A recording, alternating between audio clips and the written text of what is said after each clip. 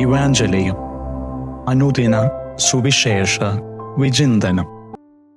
ക്രിസ്തുവിൽ ഏറ്റവും സ്നേഹം നിറഞ്ഞവരെ, തിരുസഭ നമുക്ക് വിചിന്തനത്തിനായി നൽകുന്ന സുവിശേഷ ഭാഗം ലൂക്ക എഴുതിയ വിശുദ്ധ സുവിശേഷം 13-ാം അധ്യായം 22 മുതൽ 30 വരെയുള്ള വാക്യങ്ങളാണ്. സുവിശേഷത്തിൽ ഒരുവൻ യേശുവിനോട് ചോദിക്കുന്നുണ്ട്, കർത്താവെ, രക്ഷ പ്രാപിക്കുന്നവർ ചുരുക്കമാണോ? യേശുവിൻ്റെ മറുപടി ഇപ്രകാരമാണ്: നിങ്ങൾ ഇടുങ്ങിയ വാതിലിലൂടെ പ്രവേശിക്കാൻ പരിശ്രമിക്കുവിൻ. അനേകം പേർ ശ്രമിക്കും, എന്നാൽ സാധിക്കുകയില്ല. യേശുനാഥൻ നമ്മോട് പറയുന്നത്, സ്വർഗത്തിലേക്കുള്ള വഴി ഇടുങ്ങിയതാണ്. നിങ്ങൾക്ക് രക്ഷ ലഭിക്കണമെങ്കിൽ നിങ്ങൾ സഹനങ്ങളിലൂടെ കടന്നു പോകണം. നമ്മുടെ ജീവിതത്തിൽ നാം കഷ്ടപ്പെട്ട് അധ്വാനിച്ച് നേടിയെടുക്കുന്ന വിജയങ്ങൾക്ക് ഒരു സന്തോഷമാണ്.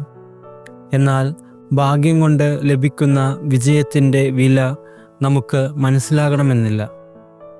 നമ്മൾ ഒരു മധുരപലഹാരം കഴിക്കുമ്പോൾ നമുക്കത് മധുരമുള്ളതായിട്ട് തോന്നുന്നത് നാം കയ്പുള്ള ഭക്ഷണം കഴിച്ചിട്ടുള്ളത് കൊണ്ടാണ്. നമ്മുടെ ജീവിതത്തിലും ഇതുപോലെ സന്തോഷങ്ങളുണ്ടാകുമ്പോൾ നമുക്കത് ആസ്വദിക്കാൻ സാധിക്കുന്നത് നമ്മുടെ ജീവിതത്തിൽ നാം അനുഭവിച്ചിട്ടുള്ള സങ്കടങ്ങളും സഹനങ്ങളും കൊണ്ടാണ്.